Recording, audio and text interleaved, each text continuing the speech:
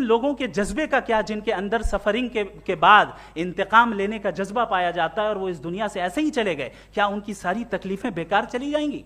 अब आ जाएं उसी एग्जाम्पल की तरफ कि बॉल, मुझसे अगर कोई पूछे इस बॉल को किसने बनाया और या इस एक्सपेंडेड बॉल को किसने बनाया, मैं कहूंगा कि चूंकि ये यूनिवर्स और इस यूनिवर्स की तमाम चीजें कॉन्टिंजेंट हैं, कॉन्टिंजेंट होने का मतलब ये होता है कि जो अपने एग्जिस्टेंस पे किसी के ऊपर डिपेंड करती हो, तो जाहिर है ये यूनिवर्स कॉन्टिंजेंट है। और अगर कोई चीज कॉन्टिंजेंट नहीं है तो मैं रिक्वेस्ट करूंगा कि मुझे दिखा दें कि कौन सी चीज यूनिवर्स में कॉन्टिंजेंट नहीं है, हम भी जरा गौर कर लें और हम भी देख लें।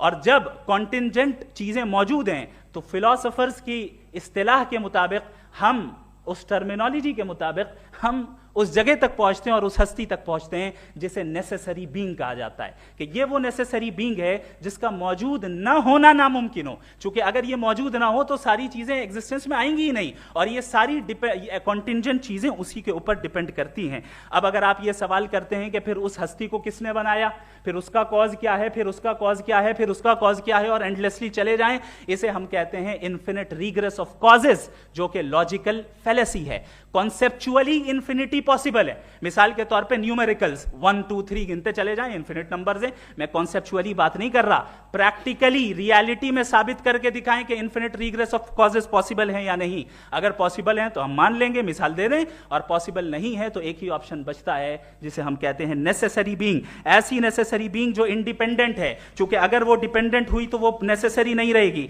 ऐसी इंडिपेंडेंट बीइंग जो इटर्नल है, अगर वो इटर्नल नहीं होगी, उसकी बिगिनिंग होगी तो वो खुद कॉन्टिंजेंट है। ऐसी बीइंग जो पावरफुल है, क्योंकि कॉन्टिंजेंट को एक्चुअलाइज करने के लिए पावर चाहिए। ऐसी बीइंग जो इंटेलिजेंट है और नॉलेजेबल है, क्योंकि ये यूनिवर्स स्पेसिफिक फॉर्म और स्पेसिफिक लॉज ऑफ नेचर के तहत प्रिसाइजली चल रहा है। Thank you. थैंक यू मुफ्ती साहब। मैं इन दलीलों के बाद जावेद अख्तर साहब से गुजारिश करूंगा, आप बैठ के बोलना चाहेंगे या बाहर? जी।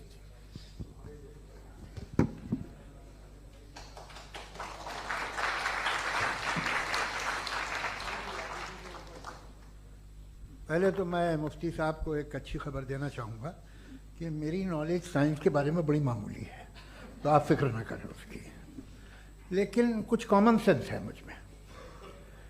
देखिए, ये खुदा का तस्वुर कोई नया तस्वुर नहीं है, ये सदियों से रहा है। ये कुछ रिलीजन 3000 साल पुराने होंगे, 4000 साल पुराने होंगे, लेकिन इंसान कोई 10,000 12,000 साल से एग्जिस्ट करता है होमो सेपियन की शक्ल में, और हमेशा कुछ ना कुछ मज़हब रहे। ये मज़हब जाहिलों के नहीं थे, ये मज़हब